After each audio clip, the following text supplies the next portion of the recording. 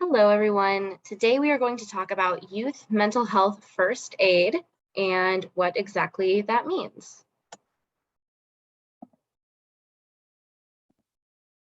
So just a quick run through of our agenda. First, we're going to get into what is mental health first aid, a little bit about mental health, a 5-step action plan. We're going to discuss cultural impact, who can help, and finally, we'll have room for questions. So what is mental health first aid? Mental health first aid is an early intervention program that is built on recognizing early signs of mental health related issues and providing a non-judgmental and safe talking space. And finally, and most importantly, it's about directing a person to the right professional resources and services. So mental health first aid can be done by anyone. There is a certification, a formal certification, which I can share at the end of the presentation.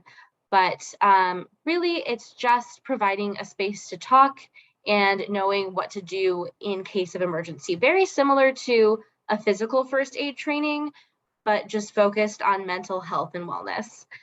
So the program, the official training is designed for adults who have frequent contact with children and teens. So parents, teachers, guidance counselors, coaches, anyone like that. So a little bit about mental health. The World Health Organization defines mental health as a state of well-being in which the individual realizes their own abilities, can cope with the normal stress of life, can work productively and fruitfully, and is able to make contribution to their own community.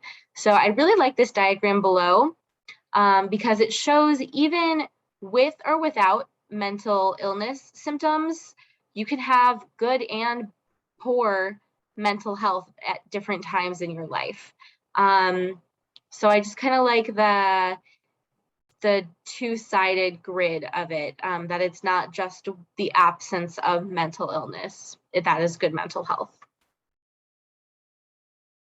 So continuing our discussion on mental health, here are some typical adolescent behaviors on the left. It's pretty normal for teens, right, to kind of withdraw from family and wanting to spend more time with friends. But maybe a warning sign would be if they're withdrawing from everyone, including their friends, and stopping their normal social activity. Everyone loses their temper from time to time.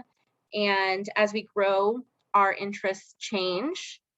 And no one wants to be productive 100% of the time, right? No one wants to do the laundry or the dishes. So that's very normal for teens. It starts becoming a potential warning sign when these behaviors are increased, right? Like from occasionally losing your temper to always arguing, and from moving from childhood interest to adult interest, and instead of that, losing all interest, not replacing them. And finally, if there's a teen who is having difficulty remaining focused across the spectrum, across the board, that could be a warning sign as well. So some mental health challenges. That's a major change in a person's thinking, feeling, or acting, and the change interferes with a person's ability to really live their life. And finally, the interference does not go away and it lasts longer than typical emotions or reactions would. So this is kind of where you really have to know the person you're working with, and know what's normal for them. And that this is very different than a mental health disorder or illness. A mental health disorder or illness is something that's diagnosable. It affects a person's emotional state and their behavior. It really disrupts a person's ability to work or attend school and carry out daily activities and engage in meaningful relationships. So again, a challenge very different than a mental health illness or disorder. And it's very important to know that distinction. Also, the course, the certification course, does not allow you to diagnose. It's very important that you know what the boundaries are, and diagnosing versus maybe noticing some of these warning signs here, very, very different. But it's a great place to start, and knowing where to point a teen or youth if you start to see these warning signs. So back into this 5-step action plan. This is something if someone's in a mental health crisis. So the first thing you want to do, assess for risk of suicide or harm. If you think that someone may have harmed themselves, call for help. That's the first thing. But once we've crossed that bridge, we don't think there's any immediate harm or risk for harm. We want to open the door and listen non-judgmentally. Something else really important is giving reassurance, sharing information and resources, encouraging appropriate professional help. This one is so key. Referring them to a guidance counselor or a therapist, a licensed counselor. And finally, encouraging self-help and other support strategies. It's also important to note that this list is not linear. The top 1A, assess for risk of suicide or harm, that one always comes first. But after that, work through them in whatever makes the most sense in your situation. Finally, cultural impact.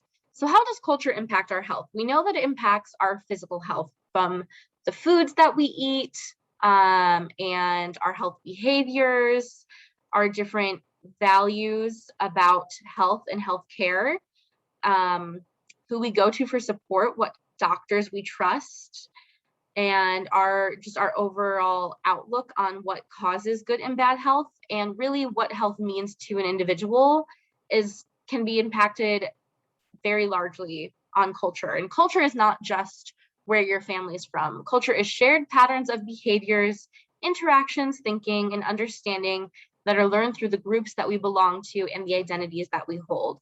So part of it is where your family comes from, but it could also be things like being a part of the LGBTQ community. It could be, what field you're in, what interests you have. Those social groups are really important as well to our culture. So who can help? Mental health professionals, licensed counselors, therapists, social workers. Doctors are a great starting point as well. If you're in the doctor's office and you're noticing something about your child, or if you yourself are under 18, talk to your doctor. They have plenty of resources. They know who to get you in touch with. They're a great resource. Teachers and coaches, again, they know who to point you to. And you, if you're watching this presentation, it's important to know your role. You are not there to diagnose or treat, but by observing changes in behavior and listening non-judgmentally, you can serve as a link to early intervention and support in getting professional help. So if you want to take the full course and become a mental health first aider, the National Council for Mental Wellbeing has a certification course for you to become a mental health first aider. It's a skills-based training that teaches participants about mental well-being and substance use. And here I have the link where you can find the training and register. It's a really great course. They offer it for adult mental health and youth mental health. You can take them both. The course takes a day. There's a bit of pre-work involved, some videos, but it's really great information. It was actually started in Australia. It's a really wonderful program, and I strongly recommend it if you interact with youth and teens on a regular basis. All right, thank you so much for your time. Please let me know if you have any questions.